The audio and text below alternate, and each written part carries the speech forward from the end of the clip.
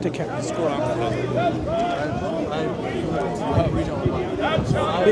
It's okay. It's all right. It's available and online as well. You was asking a question?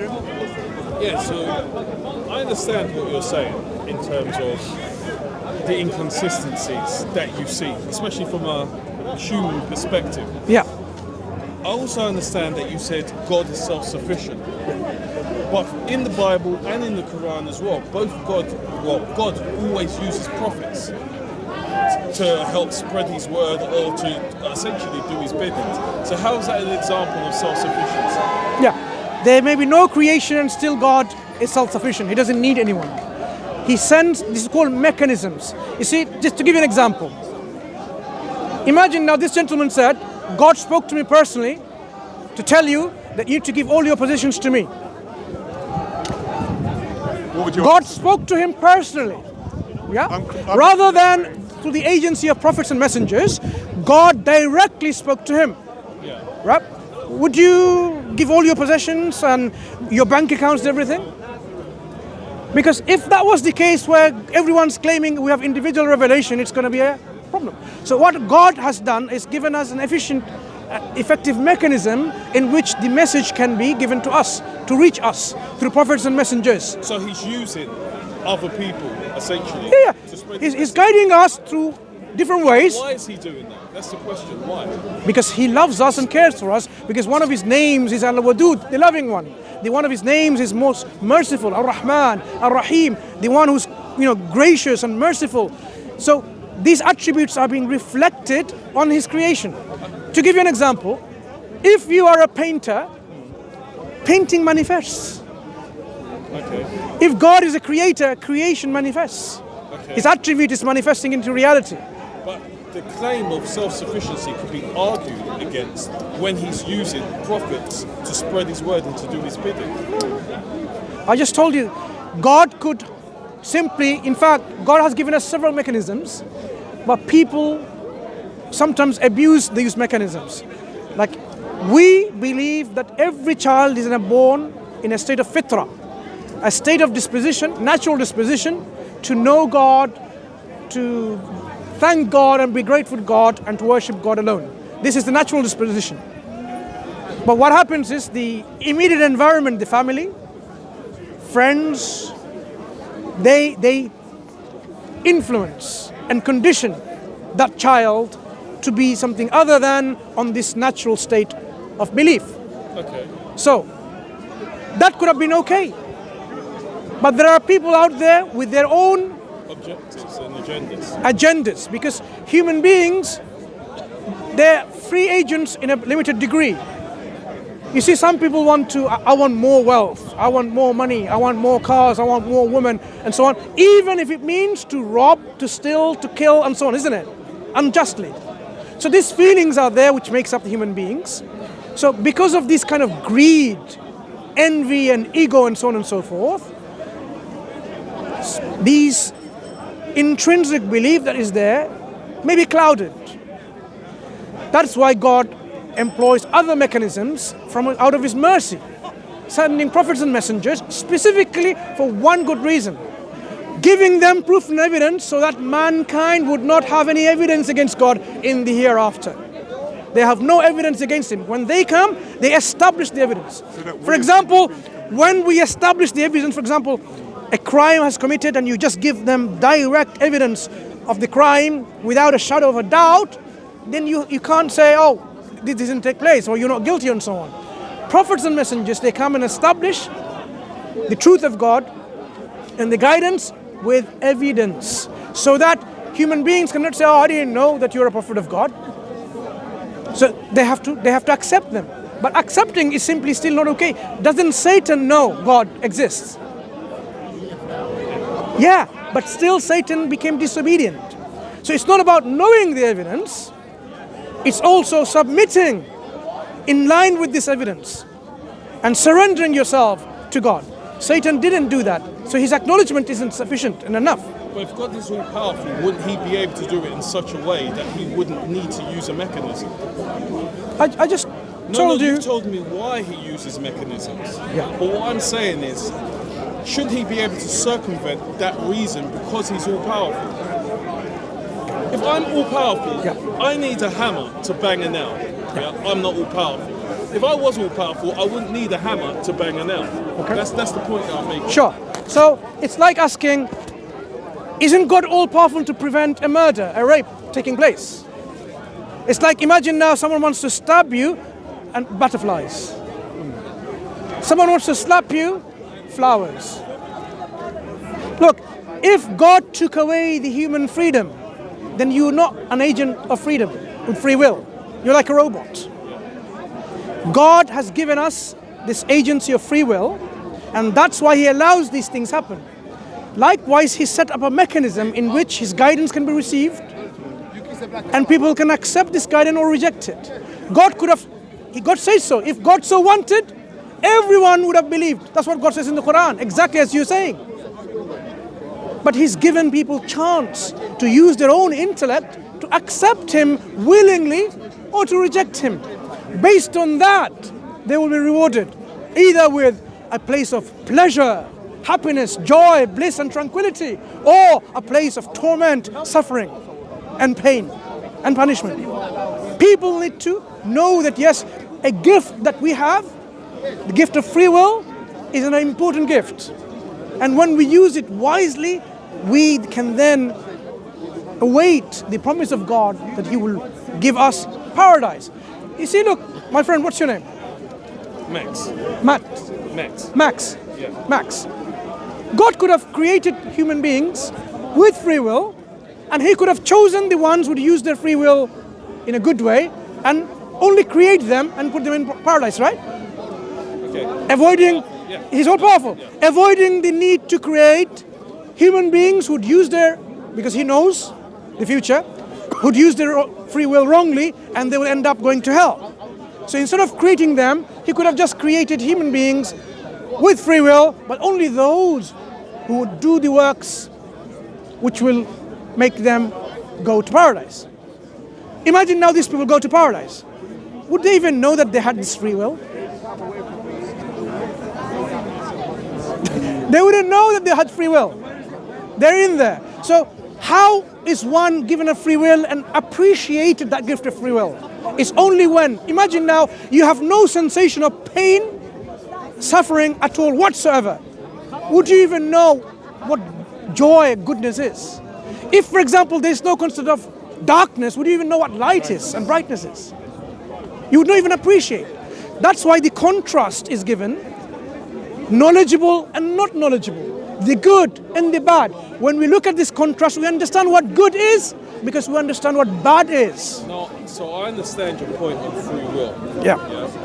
But my point was essentially him using agents to express his view and to do his bidding questions his self-sustainability. How? That is the point. How does because it? Someone could look at it and, like myself, and then say, why did he use that person? You can come with your view, and as you explained eloquently, and then someone else could say, no, the reason why he's used him is because he's had to use him. Not necessarily. If you're a manager and you delegate to somebody, is the manager self-deficient? So in that sense, there is a... Why do you make a distinction now? Because there's...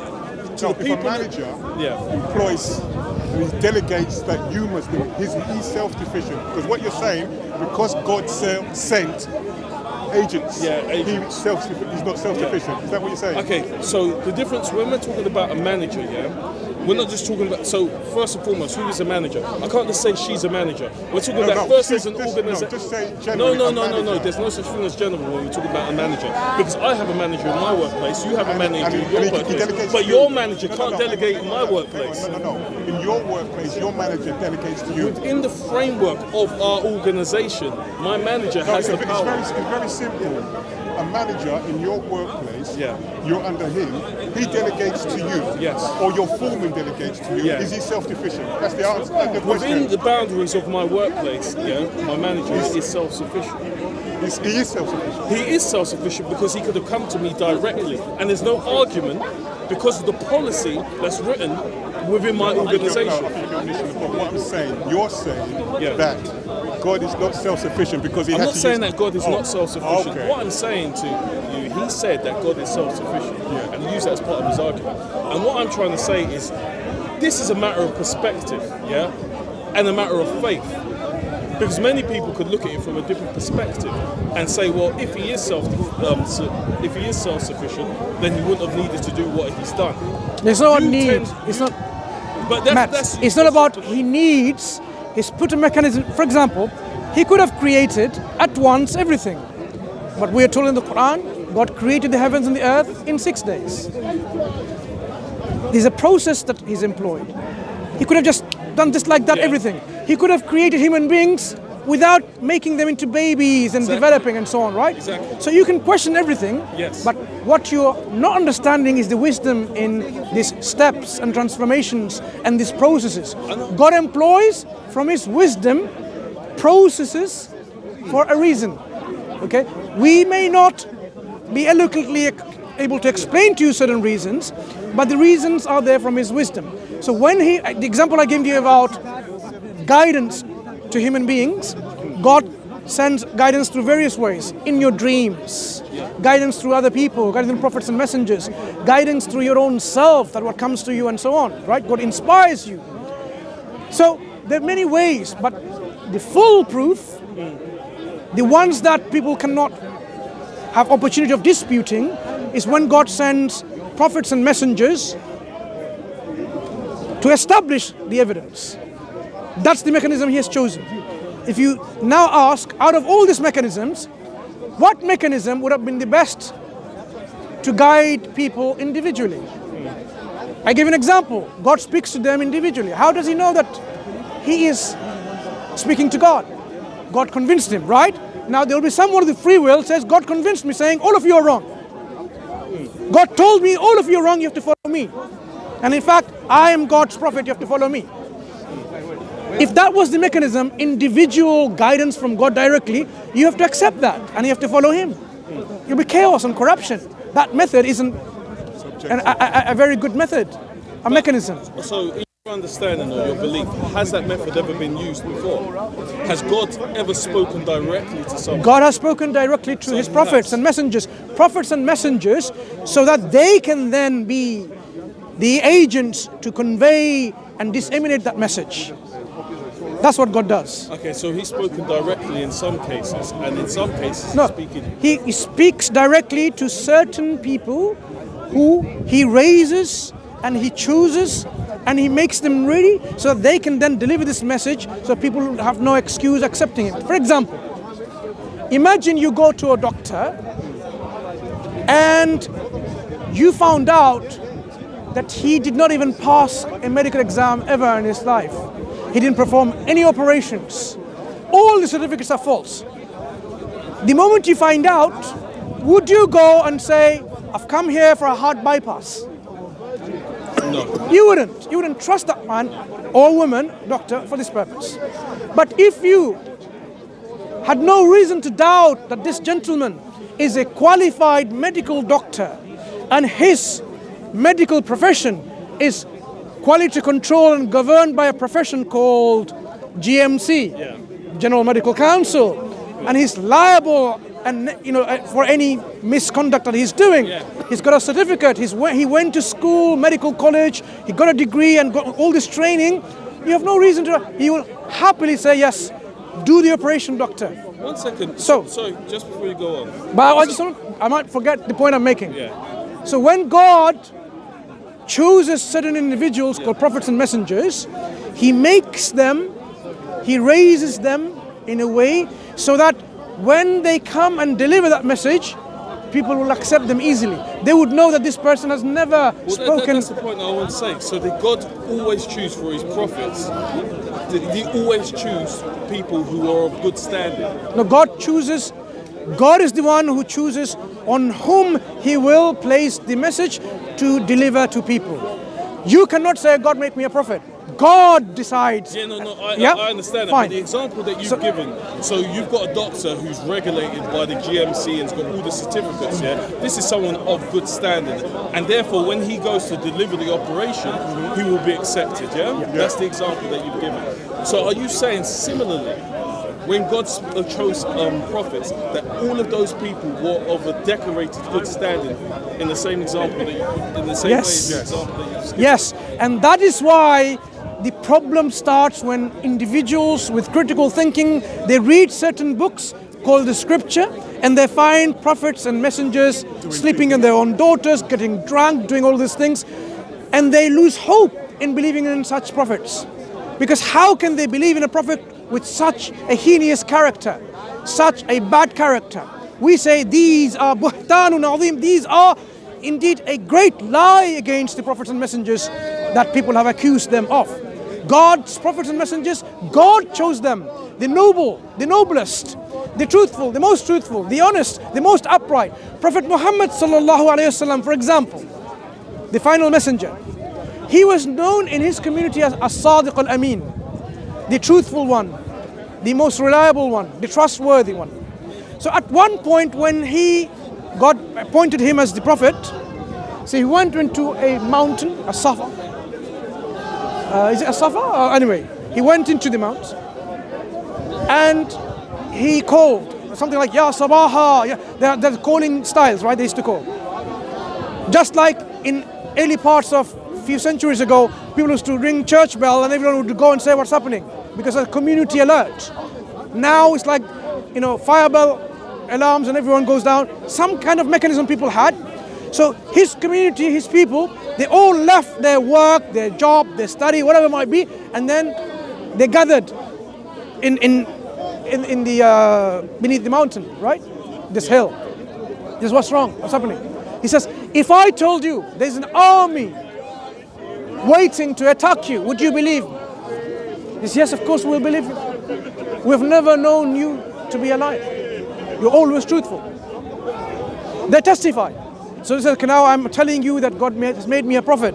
Worship none but God and so on. They didn't want to believe, some of them, so are you, right? But they testify.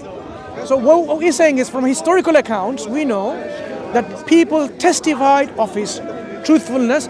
Even his enemies or people of other faith community, like a Jewish person, would leave, like a shield, for example, in his own possession. Because he was known to be reliable, trustworthy, that he would not make khiyana, he would not break his promise or contract that he has given. He will return what has been entrusted on him. Was that always the case with all of the prophets? Was there ever a prophet who had to prove the power of God to the people? The prophets were raised like that. That's the default position of the prophets. That God raised them with the most noble of character and standards of a human being. That's why people, when the prophets came and said, speak the truth, they will say, yes, I should speak the truth. Imagine now someone who's known to be a liar and says, speak the truth, my friends. The one who's always a liar, telling you to speak the truth, would you follow him? Would you obey him? Would you even listen to him? Of course not. But the one who is truthful, and he says, speak the truth, because in it there is lots of benefit, in it there's lots of good, rather than lying. Lying has lots of bad things and bad consequences. You would listen to them. Good advice from someone who is pious and righteous. So prophets were like that. So God chose those prophets, in a way, so that they can deliver the message and people would have no excuse in saying, but I doubt your character though. Are you really telling me the truth about God? But people didn't always believe them. The reason people didn't believe in them is because of what? Not because of their character, because of their ego, because of their bias. It's like, oh, you're telling me to worship one God and abandon my 360 million gods, or 50 gods, or 20 gods, because that's my business. When during the pilgrimage times people come and bring me all this money and goods and so on, you're telling me that I have to abandon all of them? No more business. So it will impact their economy.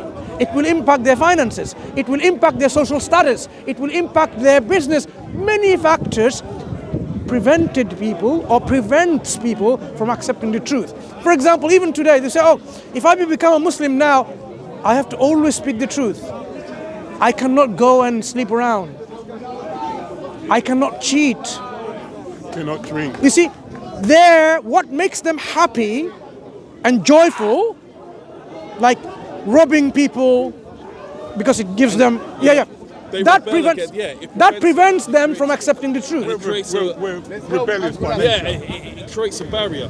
But my whole point is, basically, everything you've described to me is a matter of perspective. It's your own view. For example, when I've said to you that, the example that you gave was like a doctor, for example, an accredited person. I say, was it always people who were accredited? You said to me that actually it was always people that were righteous, okay, and known to be righteous.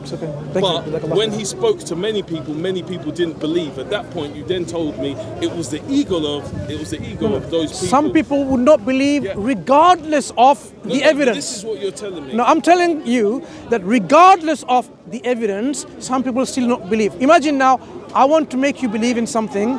Let me recount a story very quickly. I was in the jury service once. I didn't like it. I don't want ever to be in the jury service, right?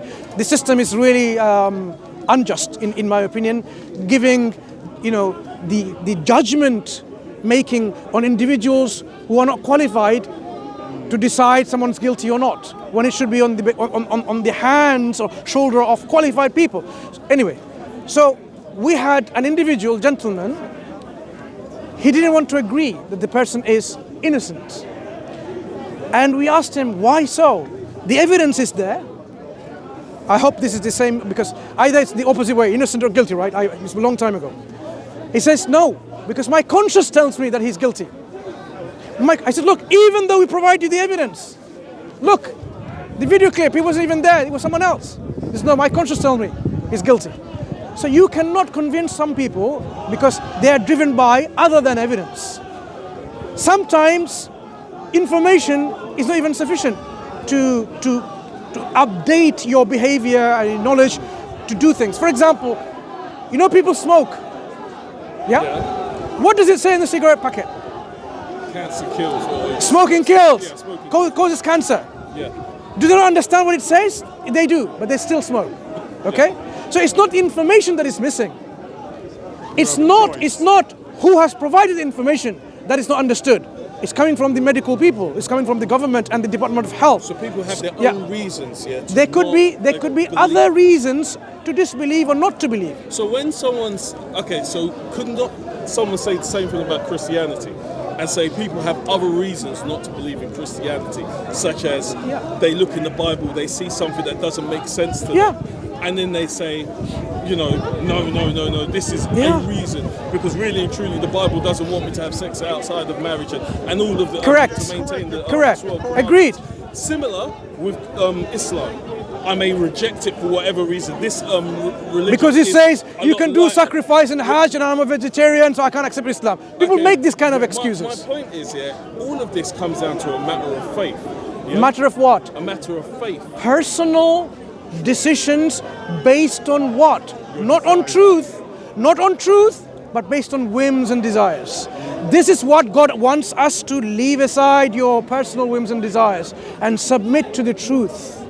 That is the standard. But even when we put aside our personal, desires, You can't. If you do, then you'll accept the truth. okay, and then you would accept the truth. But then the truth will become a matter of perspective to that individual. No. When you recognize the truth, it's no longer a perspective. It's the reality. Truth is objective.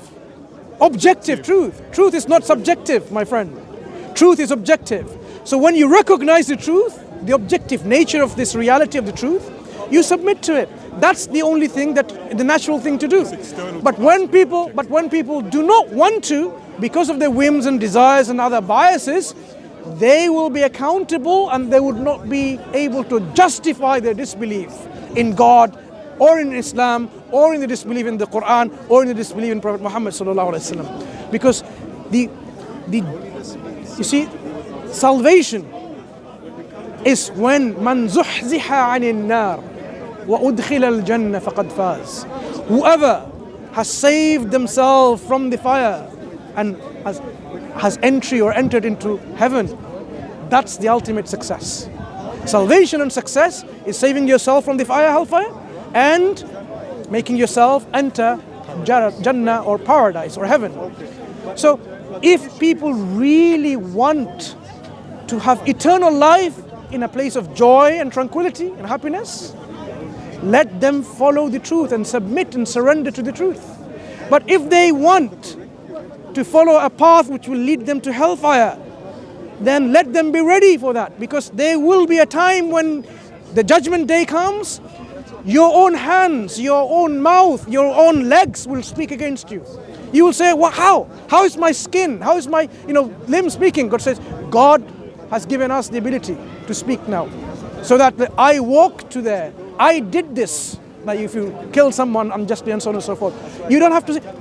The records will be provided of everything you do. We believe there are scribes recording every details of our good actions and bad actions, right? With us. They're with us. Just like, it's so easy to understand now. In your mobile phone, you can record the video and you can have it there and the camera's recording. So we have angels recording all our good deeds and bad deeds, and they will then present these actions and you will see them. You will not be able to deny. This is where you did bad things. You lied, you cheated, you robbed, you killed, you raped, you massacred, whatever. Or you did these good things. You helped the poor. You gave charity. You spoke truth. You were kind to a person. You fed the poor. All the good things, right? They will be there. And you believed and you worshipped God and you were grateful to Him. You didn't ascribe any partners to. Everything will be presented and your deeds will be put on a scale. The good and the bad. That day is a tremendous day. When in that day, يَوْمَ يَفِرُّ الْمَرْءُ مِنْ أَخِيهِ وَأُمِّهِ وَأَبِيهِ وَصَاحِبَتِهِ وَبَنِيهِ لِكُلِّ امْرِئٍ مِّنْهُمْ يَوْمَئِذٍ شَأْنٌ يُغْنِيهِ. In that day, يَوْمَ يَفِرُّ الْمَرْءُ مِنْ أَخِيهِ. On that day, the man will flee from his friends, from his brother, because his brother cannot save him. From his وَأُمِّهِ وَأَبِيهِ وَأُمِّهِ. From his mother and father. وَصَاحِبَتِهِ وَبَنِيهِ. From his companions, from his mates, from his children. Because on that day, imagine now, if something happens now here, you would die to save your children. You would give up your own life to save your children. But on that day, you will flee from them. You will flee from your parents. You will flee from your children, because no one can save you. In that day, the terrible day, because you will be in front of God, accountant, and be ready to be judged. So this is something that is such a tremendous day that nothing will be happening. In that day, you will see. If you have done any good, you will see it. Do you know the ayah of the Quran?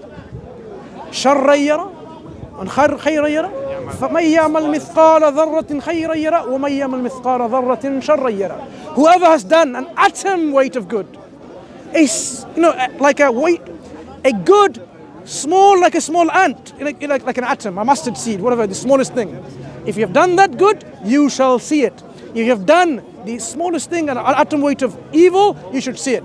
And God is لَيْسَ بِظَلَّامٍ لِلْعَبِيدِ. He is not unjust in any way or shape to His slaves, to His creation.